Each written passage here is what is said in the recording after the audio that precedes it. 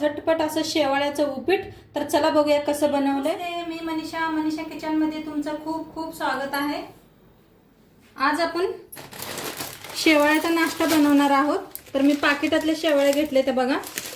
तर ह्याला साईडला ठेवूया। आता हे घेतलंय, मिरची घेतल्या त्या 3 मिरच्या कापून घेतल्या त्या, कांदा घेतलाय एक, कोथिंबीर घेतल्या, एक टमाटो घेतलाय आणि शेंगदाणे घेतले ते आणि एक मॅगीचा मसाला घेतलाय। तर चला बघूया आपण पुढं। गॅसवर ठेवलाय पॅन। तर पॅन नीट करून घेतलाय, काय नाही याच्यात। ते भाजून घेऊया पहिलं। होतंय तेल, मग छान भाजतंय। आता मिक्स करून भाजून घेऊया।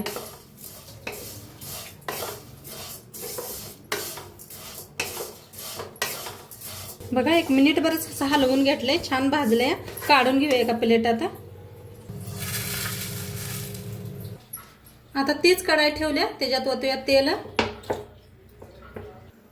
आता तेल चांगलं गरम झालंय, त्याच्यात टाकूया 1 चमचाभर मोहरी, 1 चमचा जिरं, टाकूया शेंगदाणे, मिक्स करून छान भाजून घेऊया। छान ही मिरची टाकूया ह्याच्यात, मिक्स करून घेऊया। त्याच्यात टाकूया कांदा कापून घेतलेला बारीक, त्याला भाजून घेऊया।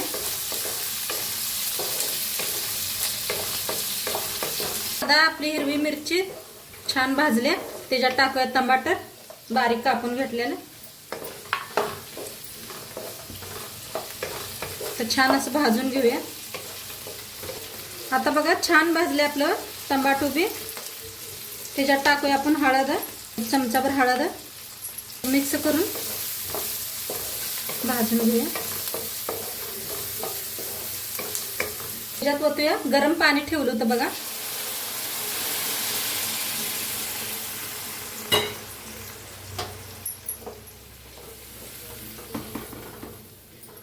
चवीप्रमाणे मीठ टाकूया, लिंबूचा अर्धा रस,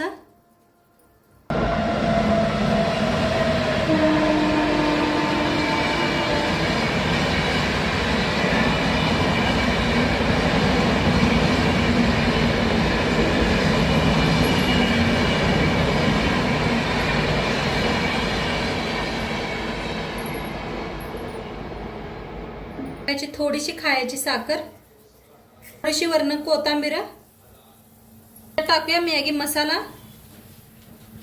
तुमच्याकडे नसलं तरी बी चालते, काय हरकत नाही। आता हलवून मिक्स करूया। आणि बी आपलं मस्त शिजा लागले, त्याच्यात टाकूया शेवाळ्या। आता मिक्स करून घेऊया शेवाळ्या। आता झाकून शिजवूया पाणी आटूस तर। तर चला बघूया शिजले का। तर बघा सगळं पाणी आटलंय। जरा हलवून घेऊया आणि मध्ये मध्ये हलवत राहायचं बरं का। मी 2दा हलवून घेतलं होतं। शिजले बघा, बघू शकताय तुम्ही किती छान झाले।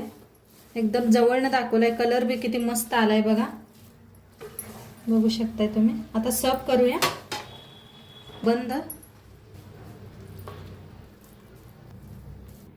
बघा मस्त असं आपलं शेवाळ्याचं उपीट बनून तयार आहे। आणि नक्की तुम्ही बी करून बघा, एकदम साधी सोपी रेसिपी आहे, झटपट बी होते। आणि नक्की करून बघा तुम्ही। चॅनलवर नवीन असाल तर चॅनलला सबस्क्राईब करा। उद्या भेटूया अशाच नवीन नवीन रेसिपी सोबत। तोंडपात्र खात राहा, मस्त राहा, बाय।